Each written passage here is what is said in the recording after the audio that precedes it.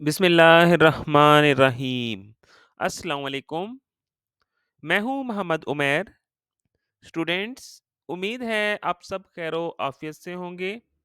जैसा कि आपके इल्म में है कि नहम क्लास का सिलेबस तब्दील हो चुका है। आज हम फिजिक्स की न्यू बुक की चैप्टर नंबर 3 डायनामिक्स की एक्सरसाइज स्टडी करने जा रहे हैं, जिसमें आज का हमारा उन्वान है मल्टीपल चॉइस क्वेश्चंस। तो चलिए शुरू करते हैं। आज का हमारा फर्स्ट मल्टीपल चॉइस क्वेश्चन है, when we kick a stone we get hurt. This is due to. Options हैं A inertia, B velocity, C momentum, D reaction. तो जैसा कि हमने न्यूटन के थर्ड लॉ में पढ़ा है, for every action there is an opposite and equal reaction. तो इसका करेक्ट ऑप्शन होगा option D reaction.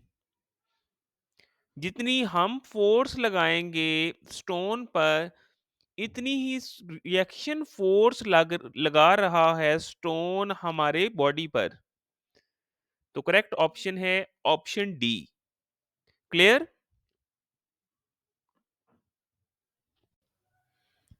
Second question है, an object will continue its motion with constant acceleration until। Options हैं A the resultant force on it begins to decrease, B है the resultant force on it is zero, C the resultant force on it begins to increase,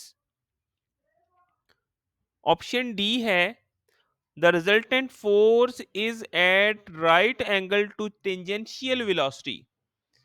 तो जैसा कि हमने Newton के second law में पढ़ा है, जब भी हम किसी बॉडी पर फोर्स लगाते हैं तो फोर्स लगाने से एक्सेलरेशन प्रोड्यूस्ड होता है। फोर्स डायरेक्टली प्रोपोर्शनल है एक्सेलरेशन के, और जब फोर्स जीरो होगी तो इस केस में एक्सेलरेशन भी जीरो होगा। तो करेक्ट ऑप्शन है option B, the resultant force on it is zero. Clear. Third MCQ है, which of the following is a non contact force.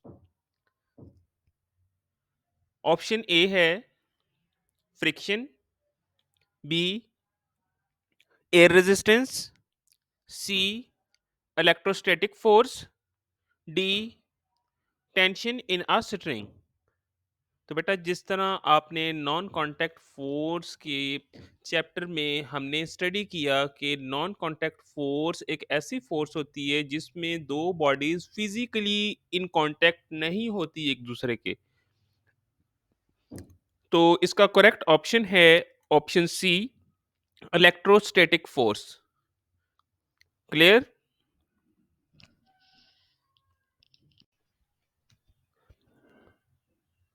Number fourth MCQ है, a ball with initial momentum p hits a solid wall and bounces back with the same velocity.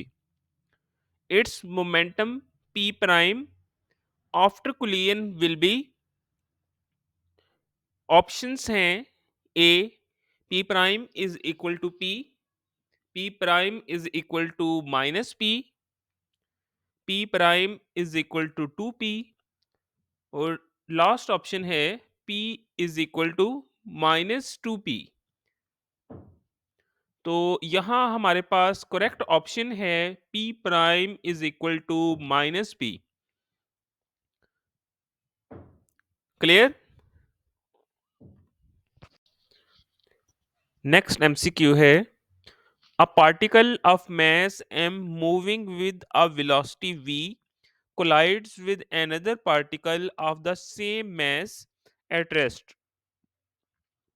The velocity of the first particle after collision is, options हैं A v, B minus v, C zero, D -1/2।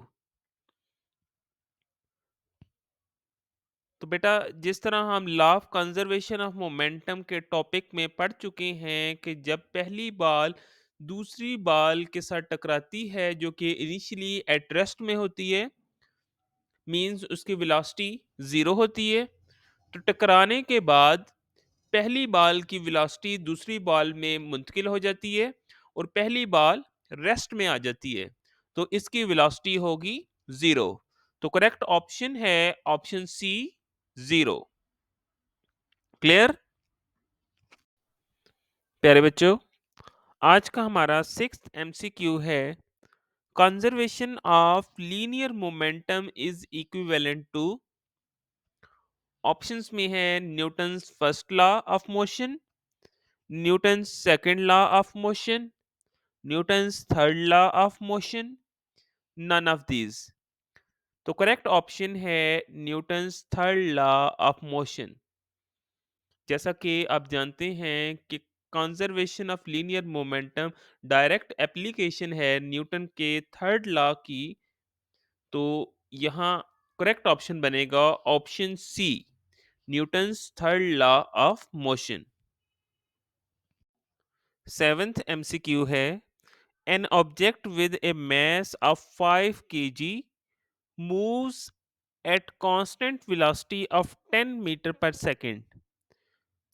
A constant force then acts for 5 seconds on the object and gives it a velocity of 2 meter per second in the opposite direction. The force acting on the object is, तो यहाँ हमारे पास चार option given हैं। ए 5 Newton, B 10 Newton, -10 Newton, सी -12 Newton, D -15 Newton. तो बेटा, सबसे पहले आपने डाटे को नोट डाउन कर लेने।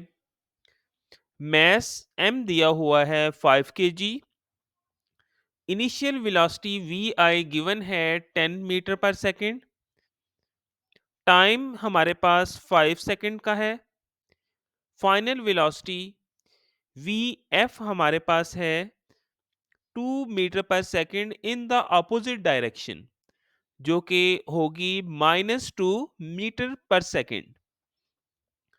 जैसा कि आप जानते हैं कि rate of change of momentum is equal to applied force, तो हम यहां से फोर्स कैलकुलेट करेंगे rate of change of momentum put करके।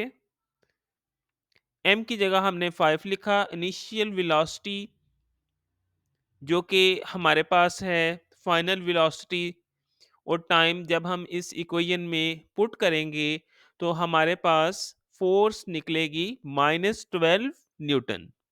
क्लियर? एट्थ एमसीक्यू है, a large force act on an object for a very short interval of time.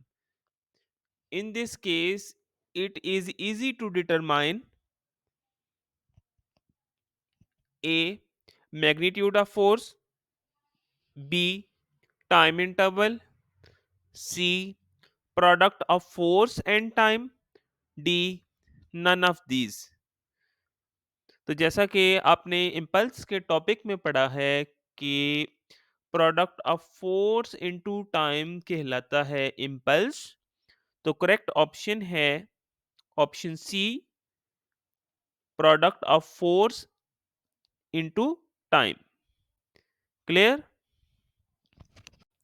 आज का हमारा लास्ट एमसीक्यू है, a lubricant is usually introduced between two surfaces to decrease friction.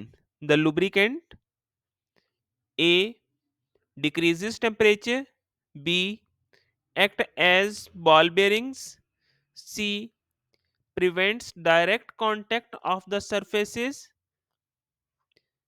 D provides rolling friction.